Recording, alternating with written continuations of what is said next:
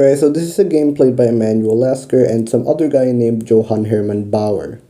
Emanuel Lasker starts the game off with f4, controlling the center. Bauer responds with d5, also controlling the center. Lasker plays e3, controlling the center, then knight f6, also controlling the center and developing a piece. Emanuel Lasker then plays b3. He intends to free and shadow the bishop in order to gain more control over the dark squares. Bauer then responds with e6, and in my opinion, this is a suboptimal move. This blocks off the bishop. You should probably play like bishop f5 first and then play e6, that way his bishop is outside the pawn square and is not bad. Anyways. And then plays e6, bishop b3, bishop e7, bishop d3. Now one thing that you'll notice about Emanuel Lasker's bishops is that they're all targeting the king side, which will be very relevant later. He then plays b6, wanting to free and shadow his bishop, knight c3, bishop b7, knight f3, knight bd7. After this, the development of both players is almost complete, they just need to castle next. He then plays castles, castles, and then knight e2. Now what's the point of this move? The point is that the dark squared bishop now is active. It has squares, can now attack stuff, which we will see later. And then go c5, knight g3, queen c7, and then knight e5, putting a knight in the center. Seeing this, Bauer thinks, oh, this knight's annoying, I don't like it there. So then he takes the knight. He takes back with the bishop, and he can take back with the pawn and then maybe do some of this stuff, but that probably won't work, so he didn't do that.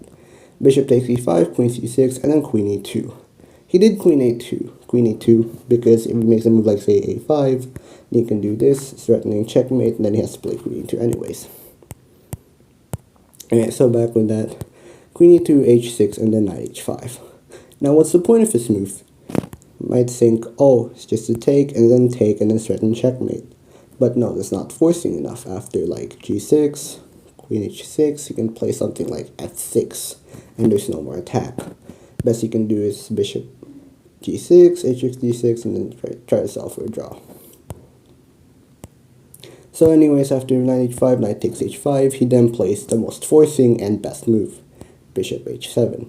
Now some of you might think, oh, what's the point of this move? After he just takes, then he's just going to take back. And then after this, there's nothing. What Emanuel Lasker sees is that you can sacrifice the bishop again, and then go for this queen check.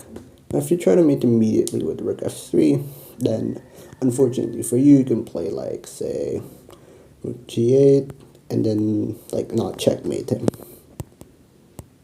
So back with this, he plays queen g4 check. Now if you go king f6, it's just checkmate, so he has to move somewhere, and then he plays rook f3. Seeing that there's like no way to prevent checkmate other than e5 and sacrificing the queen, that's what he does. He plays e5 and then sacrifices the queen. After the dust settles, you can see that Emanuel Lasker can play queen d7 and then fork the bishops, and then after this, he just wins. The rest of the game really needs no explanation, he just converts his advantage, and I like to comment on this move, it's really nice. Like, it shows what you need to do against someone who doesn't resign when he's clearly losing. Yeah, so that's it. That's the game. Bye-bye.